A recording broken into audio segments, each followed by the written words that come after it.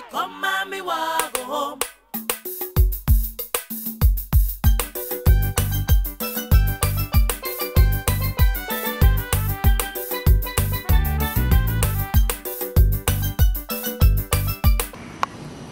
I think it's important for a child to have both parents. Learning to be a good role model, father role model, is one of my many goals. Sometimes it's hard when you don't have a father to look up to. One thing that guides me through my life is my mother. She showed me that no matter where you come from, you can always do anything you put your mind to. She also taught me never to give up on yourself, even if everyone else does. She set a good example for me by finishing school and going to college, even when no one else in our family did at that time. Now, I have my daughter, and I know how to love her because my mom loves me so much. I've been with Espino for about a year and a half now, and I'm here to welcome everyone to Bienvenidos, and thank you for being here today for our event. I hope after today, everyone goes out there and tries to be a lot more involved in their communities.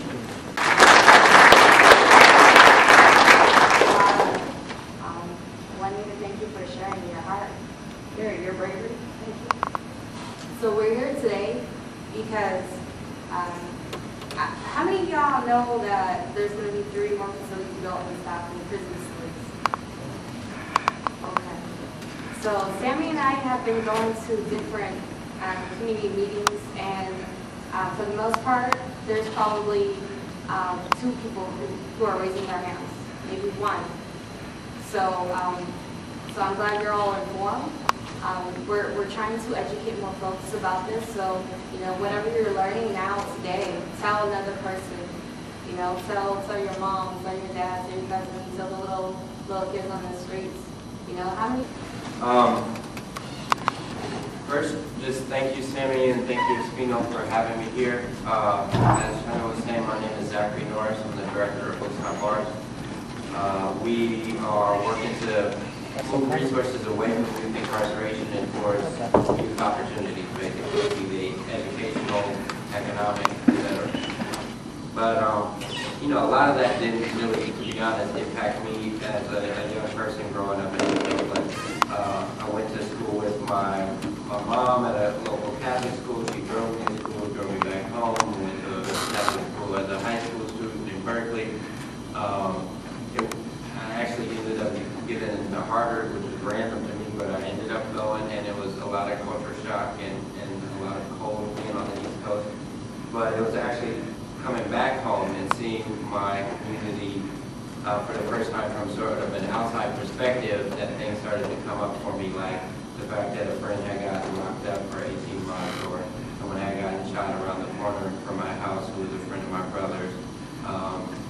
Stuff like the fact that my mom had moved from teaching in Catholic school to teaching in public schools in Oakland, where she was finding that there weren't paper towels in the classroom.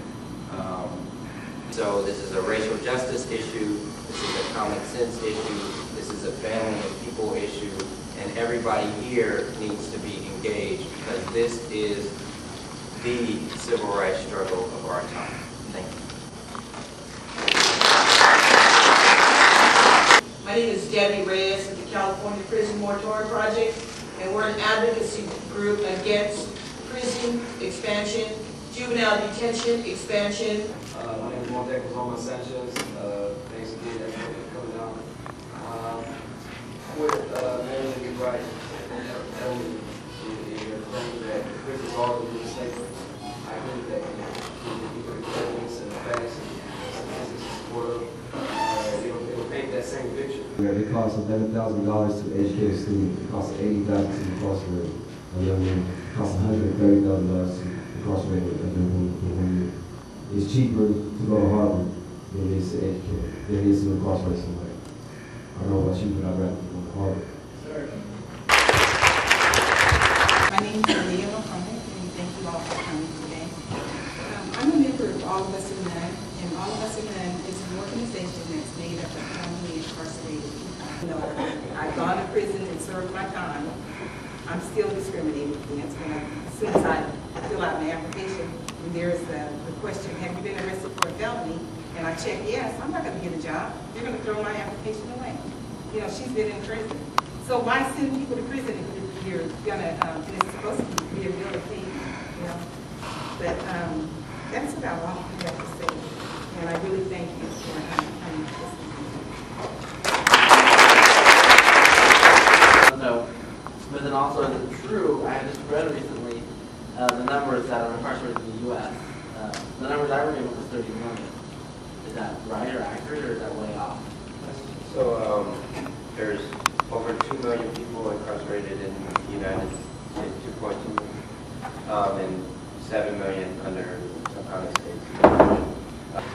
We needed to make a statement. We needed to make a statement that you're bringing these institutions into our communities, and we don't want them. We want schools. It's not. It has nothing to do with who's inside prisons, because we know why prisons are built, right? It's not by accident. It's by design. I know that in my community, I live in the Barrio in Fresno. About every other day I hear a helicopter out there, right? Or the cops or sirens, they're running somebody down, some kids down, usually kids. And I always come out of my house and check it out, but you know, I mean, not everybody does that, right? And I check it out to make sure that what they're doing, they're not violating their rights, right? And I'm the big mouth in the neighborhood. You leave my kids alone. What are they doing to you? And we all need to be a big mouth in our neighborhood. All right? We need to be our own police in our neighborhood. That's right. But getting back to the march and doing what you can do is that you can get involved in the campaigns here to stop the expansion. That's part of the solution right there, something that's easy to do and then some.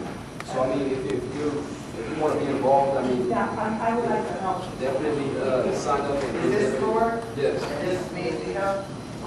That means you can get put on a listserv to be updated with updates, information, things of that nature, which would also be a call for action with attending supervisor meetings. The people like Sammy and the people in the community, we wouldn't even know what we're doing. But one thing is, how do I get through to them to allow us to attend meetings, allow us to show videos that I need to show these kids?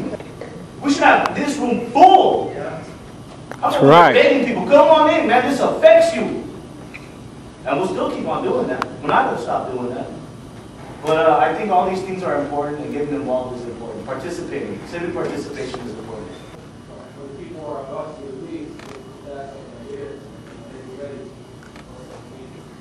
So I'm wondering what is going on differently in these two cities to have such extreme differences. Like, what is the balance, and is it economic? Well, I know Sacramento is, the sheriff's department is complaining because he said that long. All I know is the prisons are too crowded. They need to let the people go, and they could even start by letting the people who've done long terms and who are frail and ill, because there's hundreds of older prisoners in there. They're walking around on walkers. They have oxygen, probably weigh 80 pounds, and they couldn't do a thing to anybody. The only thing they can do is be released to come home and die. I was wondering if there was any type of any words or something you can get, or any information you can get to help you out, words of inspiration that I can give them to inspire them to finish high school. Man, just let them know. I mean, keep it real, let them know. In some agencies, they cannot, like, I don't know what company you work for, but some of them, they can't involve because of the funding. They can't get involved in certain things. That's why maybe they don't. I don't know if that's the situation with yours, but and I commend you too for what the things you're doing. I just thank you. The march on March 4th is going to start at 6 o'clock at the center, and the march is actually going to start at 4 o'clock downtown, and we're hoping to be here at Delta by 6 o'clock. I'm sorry, yeah, you're right. So we'll start meeting up there around 3:30, so we can start marching at 4 to 6, so everyone can join whenever they can.